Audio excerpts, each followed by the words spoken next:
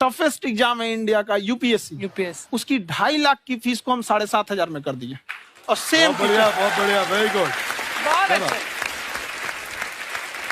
और इंडिया के सबसे बेस्ट टीचर के साथ जो भी हैं वो अपने सब्जेक्ट में उससे बेस्ट इंडिया में कोई नहीं। और इतना के बावजूद ऐसे हम लोग को लगता होगा 7,500 बहुत कम है।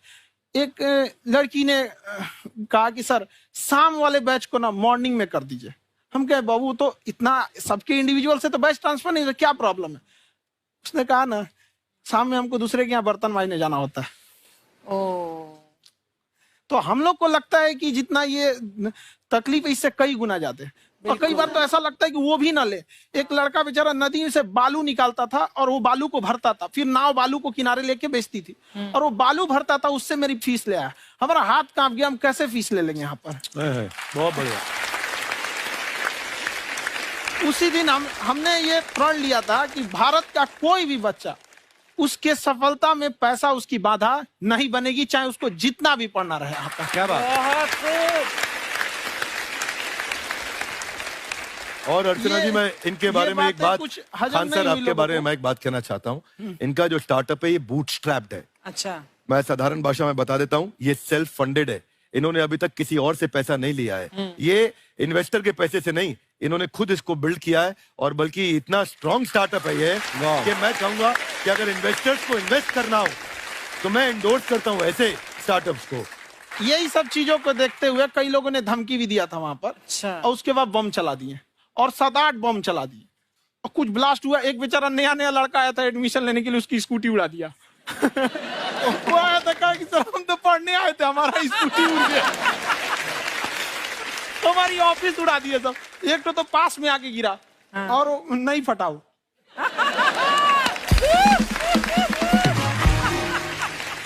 बाद में बहुत सारे लोग धमकियां दिए, लेकिन कहते हैं ना सूरज कितना भी तेज चमक ले समंदर नहीं सुखा सकता। वाह वाह वाह, क्या बात है। मैम एक्चुअली ये फीस कम करने का एक और रीजन है।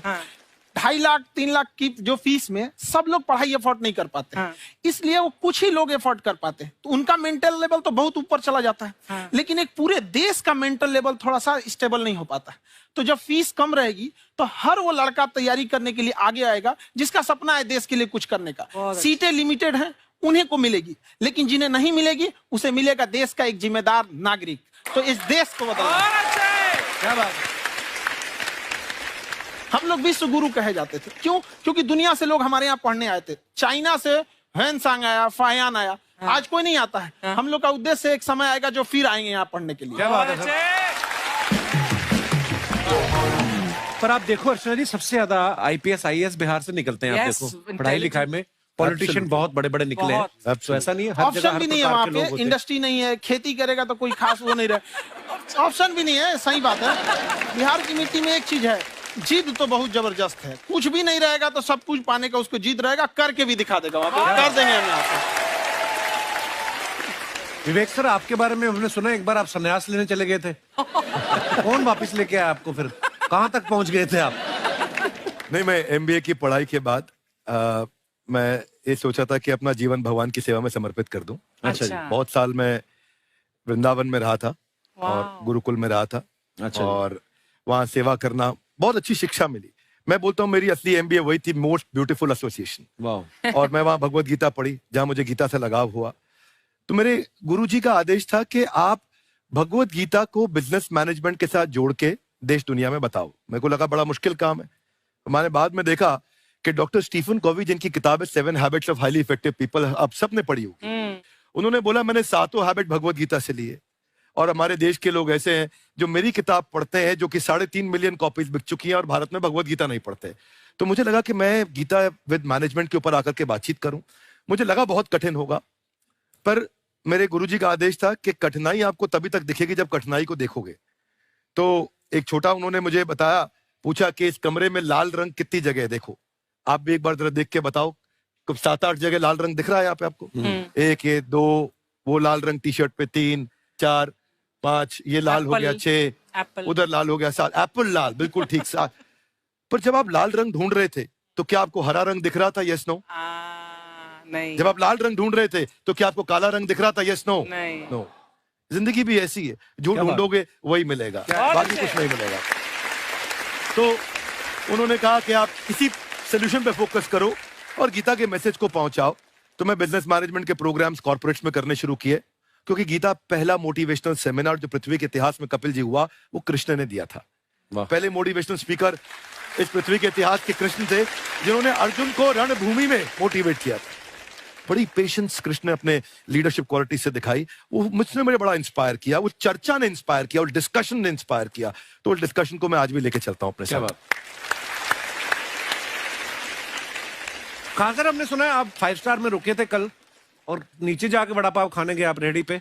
एक्चुअली क्या है ना कि वहां जो चीजें सीखने को मिलती है ना, खाली पेट और खाली जेब इंसान को जो सिखाते हैं वो किसी यूनिवर्सिटी कॉलेज में नहीं सिखाया जाता। और गरीबी बड़ा बेशरम चीज होती है। तो कहते हैं कि मौत भी तू जल्दी आया कर गरीब के घर में, कफन का पैसा भी खर्च होता है दवाइयां खरीदते खरीदते। हाय हाय हाय, क्या बात है। और खान सर की खासियत ये है कि जिसको तो पढ़ना है, जिसको एजुकेशन चाहिए, वो तो इनका वीडियो देखते हैं, लेकिन वैसे भी कई लोग, जैसे अर्चना जी बात करी थी, कहती मैंने जब देखना शुरू किया तो मैंने बैक टू बैक इतने सारे वीडियोस देखे, क्योंकि आपका जो तरीका जो बोलने में, एक तो इनकी जो टोन है पढ़ाने में, और साथ साथ में जो ह्यूमर आता रहता है, तो उसकी वजह से और भी इंटरेस्टिंग हो जाते हैं आपके वीडियो। शुरुआत में हम लोग जब स्टूडेंट लाइफ में थे, या हम कई स्टूडेंट को भी देखते हैं, वो बेचारे जब थक जाते हैं तो आपका शो देखने लगते हैं। तो शुरू में हमको लगता था जब कि अरे यार हमारी पढ़ाई उसके लिए है, लेकिन पढ़ाई में थक जाता है, शो देख के नहीं थक जाता है। हाँ। तो हमने सोचा दोनों को मिक्स कर देते हैं। तो हमने उसको, और आज आपको पता नहीं हमने भी यही किया है। मिक्स करने। हमारे एजुकेशन सिस्टम में 2 कमी है। हाँ। एक एजुकेशन की, दूसरा सिस्टम की। आप पटना से हैं ना? हाँ। हमें भी पटना पसंद है। हाँ। बस कोई पटाने वाला चाहिए। नहीं, मजाक नहीं कर रहे हैं। आपका जो चैनल है, हम दिन में 10 बार आपके चैनल को सब्सक्राइब करते हैं। दिन में? अरे हाँ, और बेल आइकन तो हम इतना जोर से दबाते हैं कि बाकी यूट्यूब वाले बाहर निकल के देखते हैं कि ये कौन है जिसने इनका चैनल इतना जोर से दबा दिया बेल आइकन। बुढ़िया, तो शर्म नहीं आती है? आते ही फ्लर्ट शुरू कर दिया ना तूने। तो जाते हुए करते हैं क्या? विवेक जी नमस्ते। आपसे एक काम था छोटा सा, कर देंगे आप? ये क्यों करेंगे? नहीं, गुरुजी हमेशा अपने वीडियो में कहते हैं कि विवेक से काम लो, विवेक से काम लो।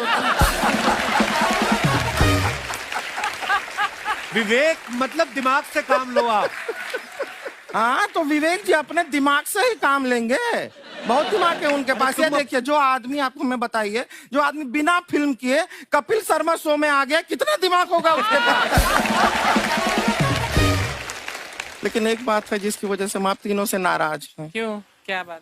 हर चीज में मोटिवेट मोटिवेट मोटिवेट क्या होता है?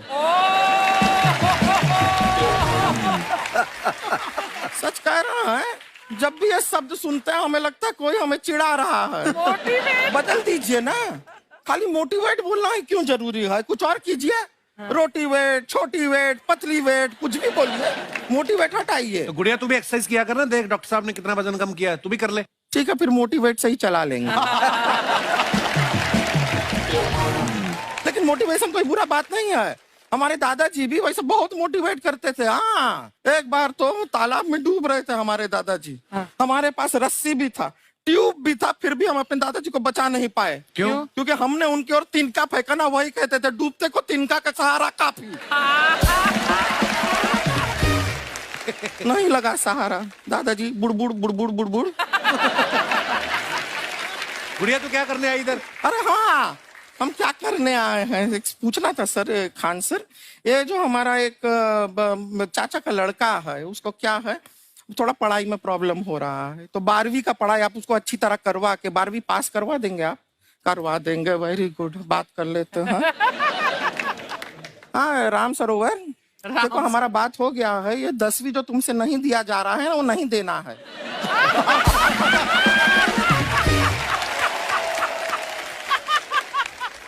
टेंशन नहीं है, 10वीं का खान सर से बात हुआ, ये सीधा 12वीं पढ़ा के पास कर देंगे। अरे ऐसे नहीं होता, पहले 10वीं पास करनी पड़ेगी, फिर 12वीं होगी ना। ऐसा कोई जरूरी नहीं है ये सीक्वेंस। हमारे मौसा जी थे, उनसे ना 10वीं हुई ना 12वीं हुई, अभी 3 दिन पहले सीधा उनकी 13वीं हुई। एक्चुअली क्या है, पढ़ाई लिखाई का हमको बहुत ज्यादा नॉलेज है नहीं। गांव में पढ़े हैं ना सर, स्कूल कहाँ होते थे अर्चना जी, गांव में स्कूल नहीं था, पेड़ के नीचे पढ़ते थे हम। यहाँ तक कि हमारे पास ब्लैक बोर्ड भी नहीं था। हमारे मोहल्ले की जो भैंसिया थी उसको खड़ा करके टीचर उसके ऊपर लिख के पढ़ाती थी। मजाक नहीं कर रहे हैं। और आप तो समझ रहे हैं, अभी ब्लैक बोर्ड की एक अटैच डस्टर था ब्लैक बोर्ड का, समझ रहे हैं ऐसा, वो पीछे से आता था, लिखा हुआ मिटाता था और चला जाता था। ये तो कुछ भी नहीं है। एक बार क्या हुआ, हमारा स्कूल शुरू हुआ, शुरू होते ही 2 महीने के लिए छुट्टियां हो गई। क्यों? ब्लैक बोर्ड ने बछड़ा दिया था ना। तो वैसे आप लोग ना इतने ज्ञानी हैं, सब कुछ जानते हैं। आपसे एक टेक्निकल सवाल पूछे। एक बार ना 4 दोस्त थे, 4 दोस्त, साम दाम दंड भेद। वो डिसाइड करते हैं कि चलो एक गेम खेलते हैं, तो टीम्स बनाते हैं। तो साम दाम ने एक टीम बनाया। इस पे भेद को बहुत गुस्सा आया, पता है क्यों? क्यों? क्योंकि भेद को दंड मिलाना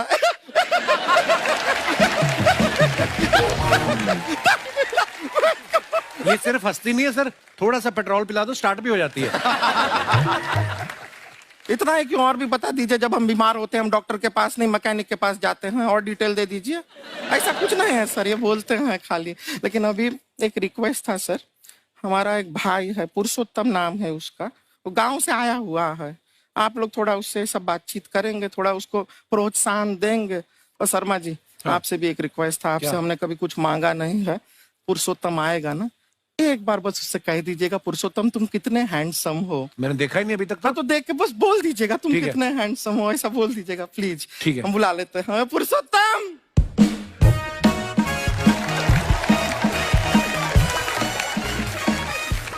ये पुरुषोत्तम है। वाह, तेरा भाई बड़ा हैंडसम है। है तो हमारे खानदान में सब हैंडसम है, ज्यादा चापलूसी करने का जरूरत नहीं है। देखा हमारा यहाँ पे कितना चलता है। एक नंबर दीदी, एक नंबर। सब लोग हैं, नमस्ते कर दो। ये बड़ा अच्छा लड़का है, गांव में ना भैंस चराता है, इसको थोड़ा मोटिवेट कीजिए ना। नहीं तो मतलब भैंस चराता है तो मोटिवेट करके क्या होगा, शेर चराएगा बाद में। अरे शेर चराएगा तो शेर इसको चर नहीं जाएगा। नहीं नहीं, ऐसे हम खाली कह रहे हैं, तुम्हारा चेहरा थोड़ा बकरी जैसा है ना, तो वैसे ये सब बड़े बड़े लोग हैं। इनको बताओ कहा क्या बनना चाहते हो जीवन में आगे? HR। HR? अरे वाह, देखे कोई बड़ा कंपनी में ह्यूमन रिसोर्स का काम करेगा ये। अरे HR मतलब दीदी ऋतिक रोशन। टिनी ना जूता पहनने का काम किया करो, जूता खाने का नहीं। काम किया है, कुछ बड़ा किया है लाइफ में? किया है ना दीदी, एक बकरी के बच्चे को बड़ा किया है। तो क्या जिराफ बना दिया बकरी के बच्चे को? अरे कुछ अलग किया है। हाँ दीदी, अलग किया है। वही बकरी का बच्चा भैंस का दूध पीने जा रहा है, तो हमने उसको अलग किया है। इससे नहीं होगा, मैं रहने दो, इधर आओ। ये देखो इतना बड़ा बड़ा लोग बैठा है, इनके सामने ऐसा बातें करोगे? इनसे मिलो, इनसे मिलो। विवेक जी तो कितना मार्केट के बारे में भी जानते हैं, मार्केट का कोई सवाल पूछो इनसे। सर परसों जो है मार्केट में हमारी साइकिल गायब हो गई, आपने देखा है क्या? हमारी साइकिल गायब हुई ना? हाँ। इसलिए दिमाग से पैदल हो तुम, पैदल समझते हो? हाँ। चल लोगे? 20 कदम चलोगे? हाँ। घूमो जरा, अभी 20 कदम चल के दिखाओ। निकलो।